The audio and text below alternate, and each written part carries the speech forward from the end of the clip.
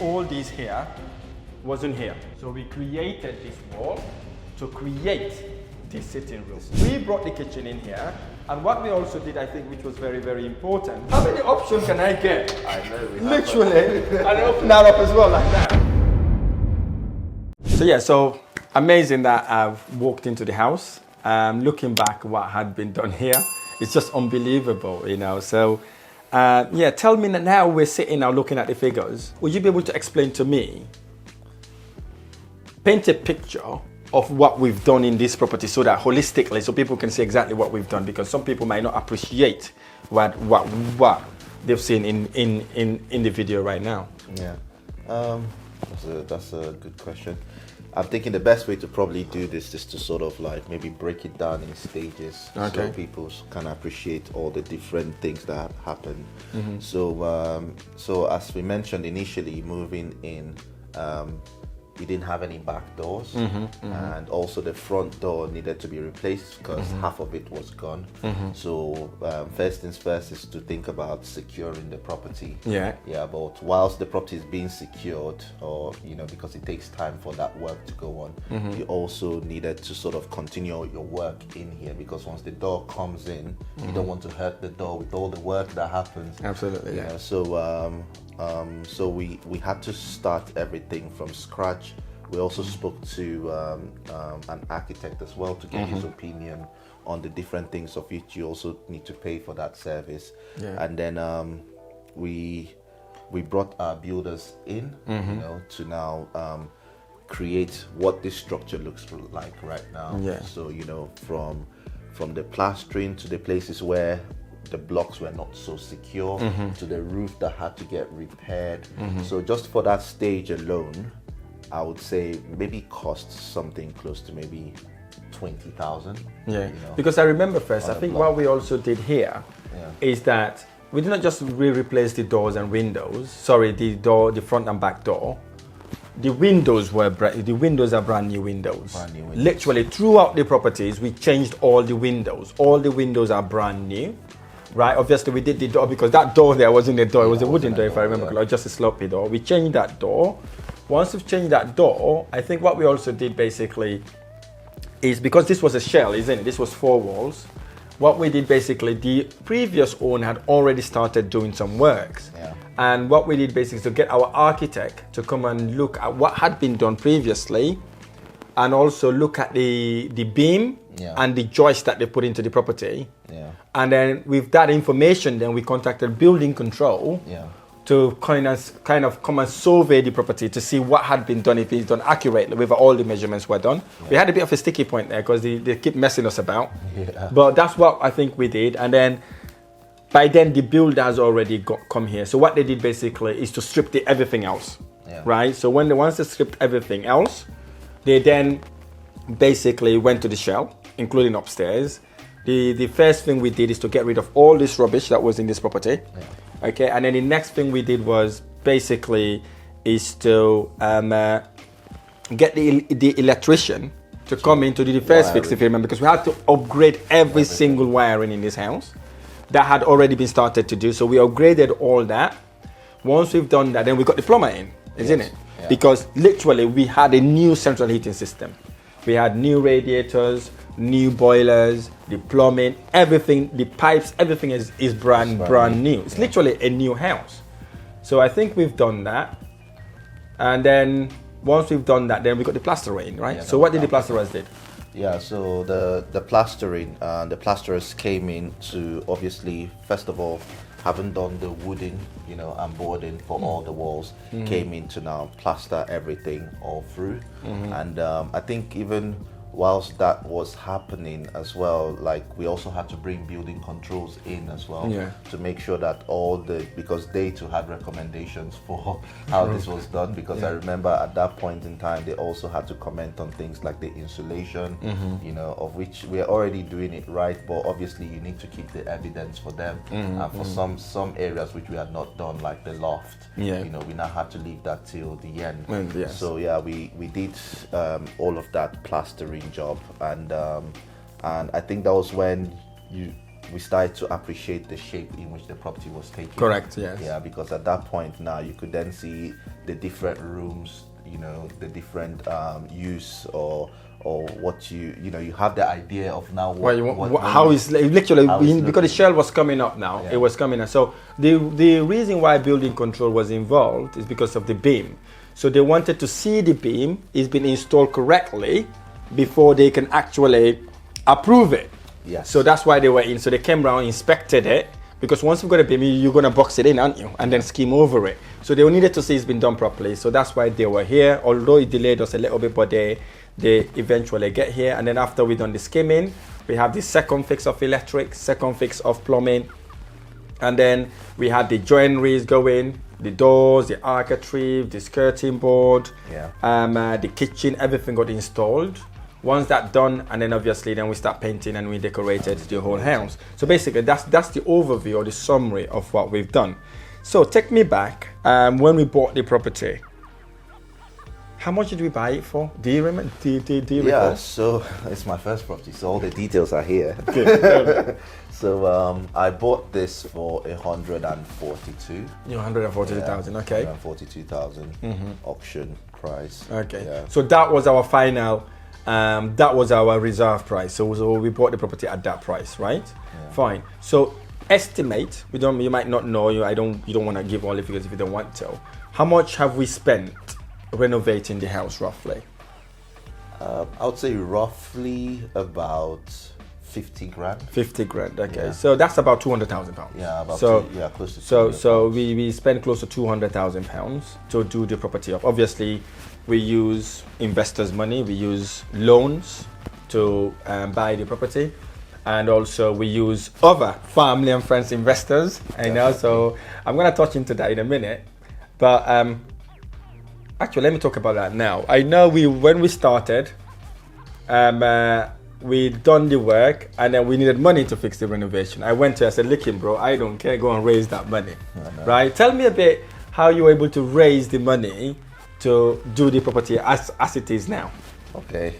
I feel like that investor journey is different for different people. Yeah, of course. And I think mine was, my biggest investors are family and friends. Give me 5 for that. Yeah.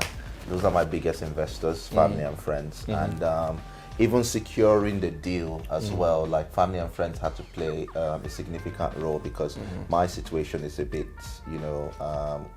what's the word, unique, in terms of also investing in the UK property market.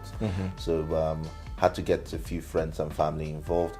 And for the repair aspect, that was the part that was quite draining. Which is the one that I was just like, Rahim, what are we going to do here? And I think one thing that worked for me, I would say, is planning. Financial planning. So in the sense that I was quite, there was a bit of foresight and predicting, so talking to different people, letting them know, okay, this is the duration in which I'll need this money for, this is when you'll probably get it back. I think even during that time I maxed my credit cards as well. I remember that. So it was sort of like, because one thing I would advise, or I'll just say, is that the work has to keep going. Absolutely. You don't want to stop midway because once builders change their focus to some other property, you can't get them back. So I just had to keep pushing, and like a lot of my family, friends, some friends maybe put in 2 grand. Some family members maybe gave me 10 grand. So it's a mix and match. Yeah, I like that because the reason why I ask you that question is that people tend to neglect their family. Say, oh, my family is broke, we don't have money. Yes, I get that, but if you've got a project in hand or you've got a project you're looking to buy, if they see it's a solid thing, they will find a way to help you raise that funds. Definitely. Because that's what happened to you. Because I had to literally force you. I said, bro, you're in it now. You need to go and raise that funds. I remember one time you came to me and said, Rahim, we're running out of money. I haven't got money. I'll be like, bro, you go and raise it. I always remind you, look, once this property is done, you would literally love it. You would appreciate it a lot more. But at that time, it wasn't that, you're not seeing that. But the good news about you, or the good thing about you, is basically it's your focus. You know what you wanted and you were planning ahead. Always, Rahim, let me know what we need to do. Let me know what we need to do. And we were able to do that. So we're able to spend, invest £140,000 to buy the property, 75% of that from a loan, a bridging loan, and then some part of the deposit. Also, we raised it from friends and family. And then the renovation, almost all of it is from friends and family as well. So when we did the work, we done everything. What was the fair market value? So the market value came up to 230 grand. Wow. So that was the valuation, yeah. £230,000. Yeah, it was about maybe, 10,000 above what I had kind of estimated. Yes, because I remember we analyzed it. We said it would come back at 115 to 120, right? Yeah. If I remember, no, 200 to 220. to 220. Yeah. That's what we've estimated. So it came back at £230,000. Yeah. That's crazy, bro. Yeah, I was so happy about that. Absolutely. I was so happy about Because that. when you told me, I was surprised as well. I was thinking, what? £230,000? That's a lot of money. Property that we bought for £140,000. Yeah. That is a crazy uplift. And the reason why we've got that, I think one is the location. Yeah. The location is perfect. Secondly, we forced the value. Yeah. We added 2 bathrooms. We had an ensuite. Yeah. We had a WC downstairs, and we have another bathroom in the middle. So basically, that forces the value. Adding the ensuite forces the value, and obviously adding this extra room we're in also add that value, because this was just one open plan kitchen. So I think you've done really, really well there to be able to almost recycle all your money. If you haven't actually, £140,000, you've got your 75% plus the loans. You nearly recycle all your money out by the look of it. So I think you've done really, really well. So looking at the property now, right? What is the strategy with this property going forward? So the strategy obviously is to make my money work the most for me. That's the aim. So we've already considered the figures, done the analysis. What benefit would I get if I decide to rent it out long term? And what benefit would I get if I decide to do a service accommodation? And we've analyzed it, and even at the 40% occupancy rate, it's almost the same price I'll get as renting it out. So I might as well take the chance, and go through the service accommodation route. Right. So that's what we're doing now. So we've got the property on booking.com, Airbnb, and we're hoping to maximize the returns from the.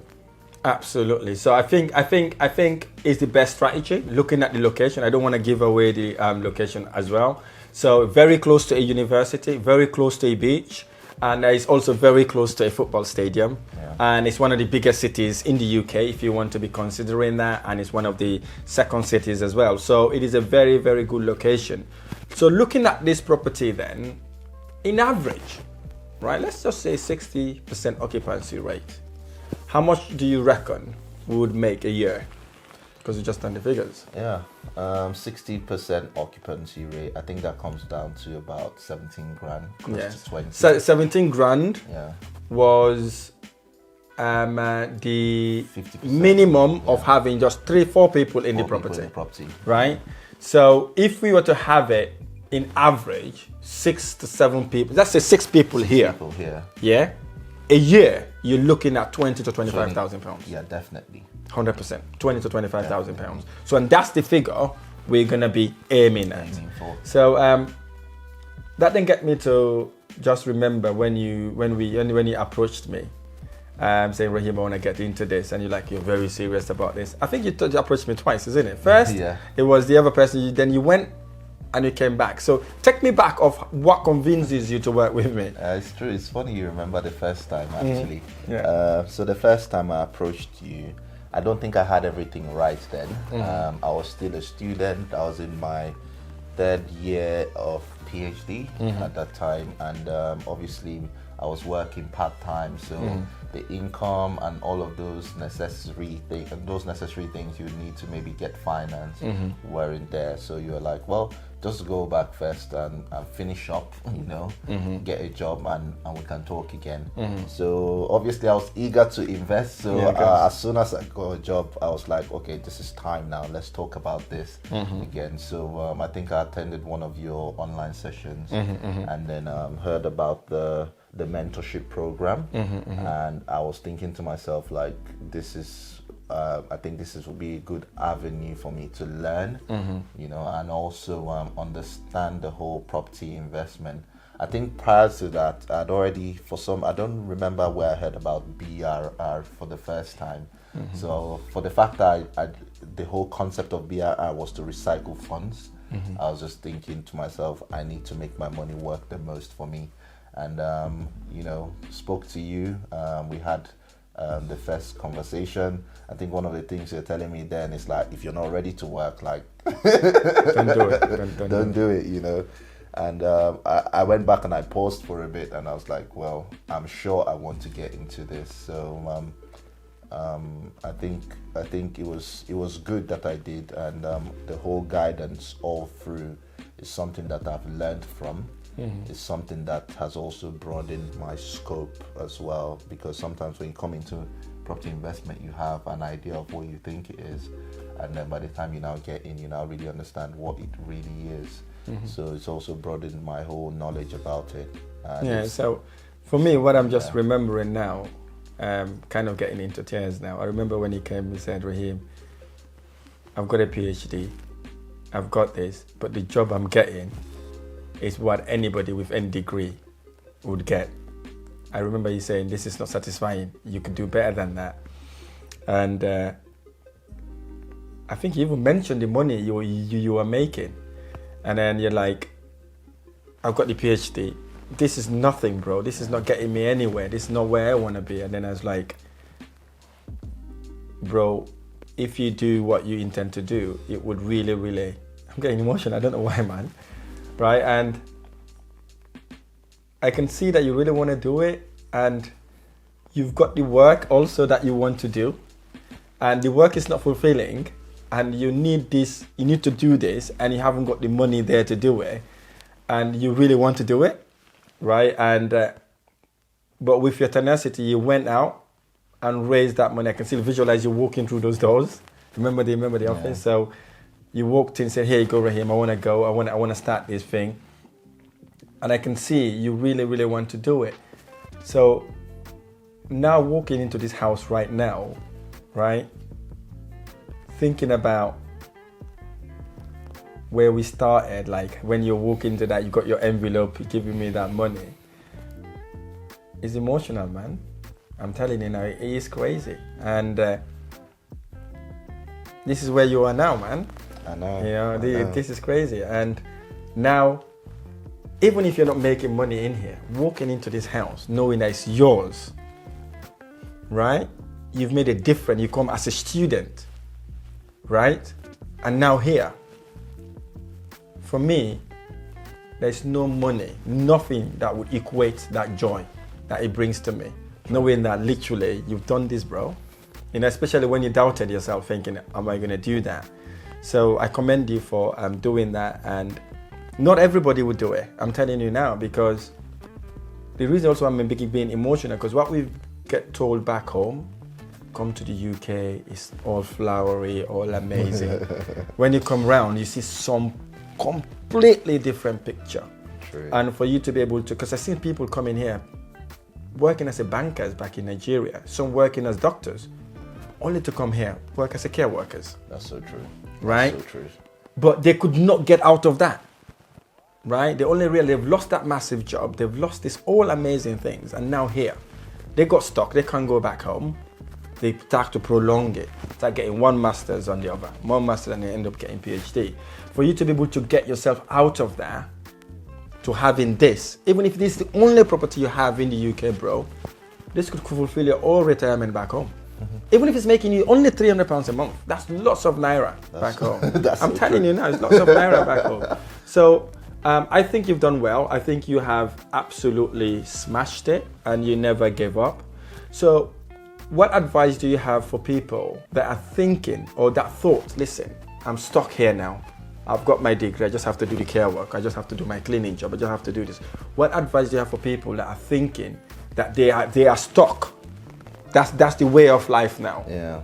And to doing what you're doing now. What advice do you have for these people? To be honest, that situation is a very subjective one for everyone.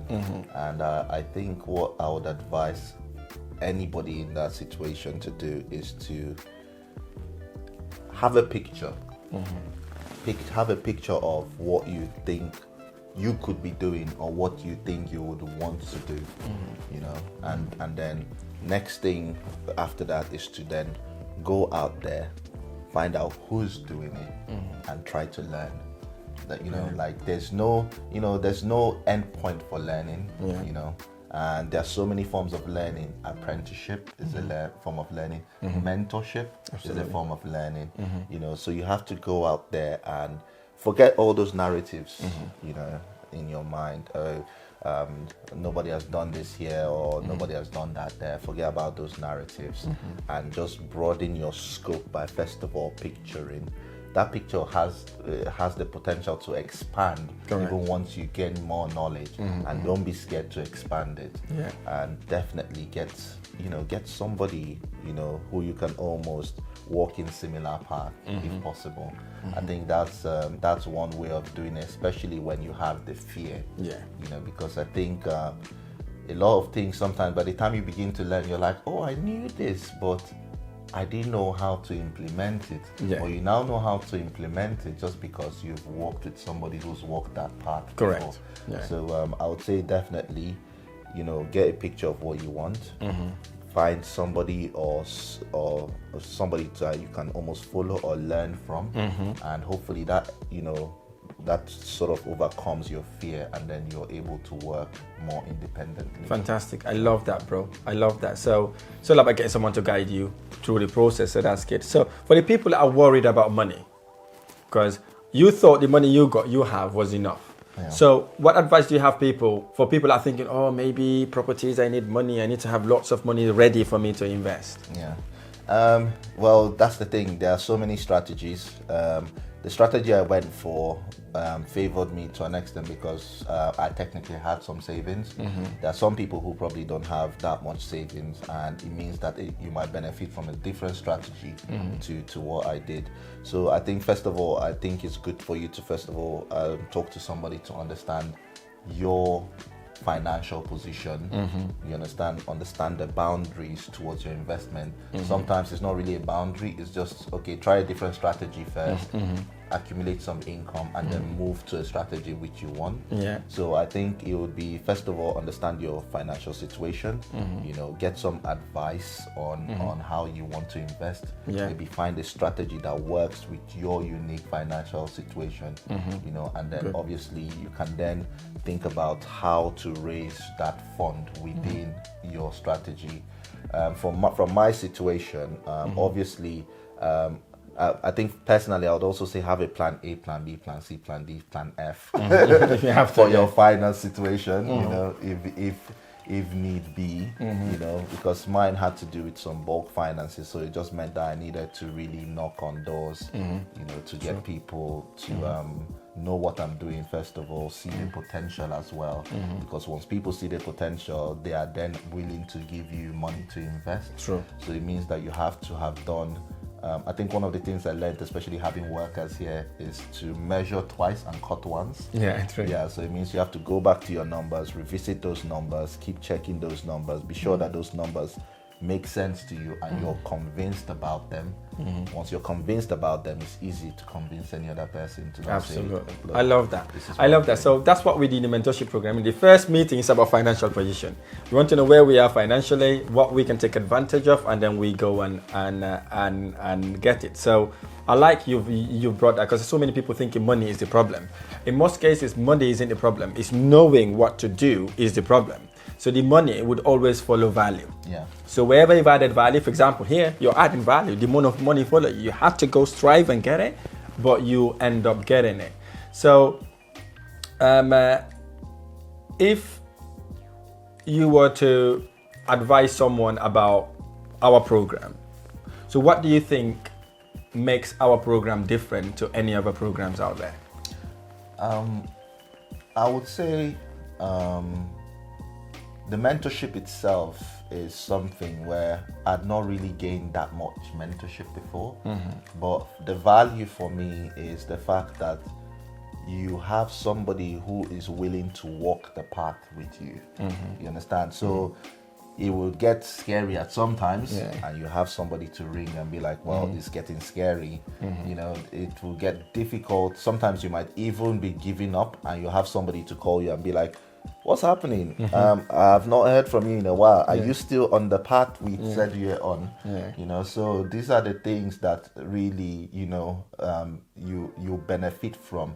Obviously, you got the knowledge aspect where you get to learn the basics. You know, you then got the part where you're now like, okay, planning, and somebody's planning with you. You then get the point where you're implementing, and somebody's implementing with you.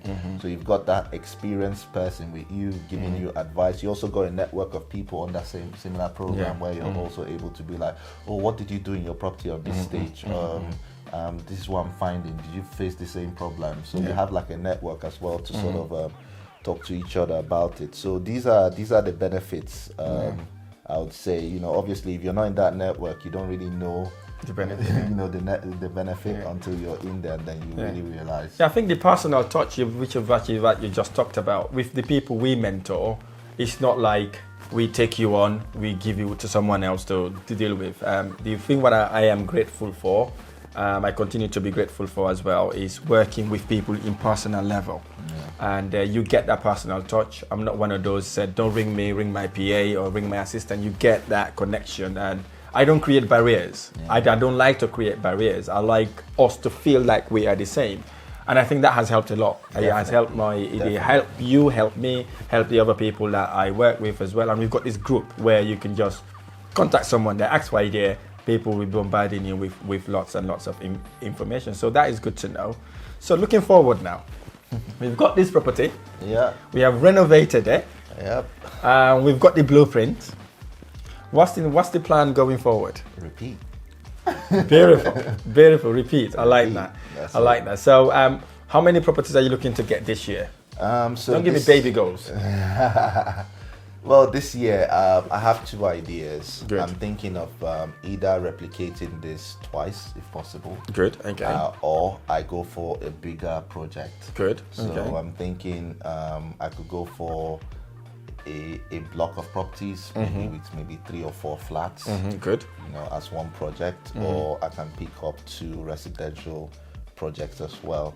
So that's the plan at the moment, and I've been getting excited just looking at, you know, all the different platforms now, because I'm also seeing like one idea I'm also considering is like commercial properties that are converted to residential.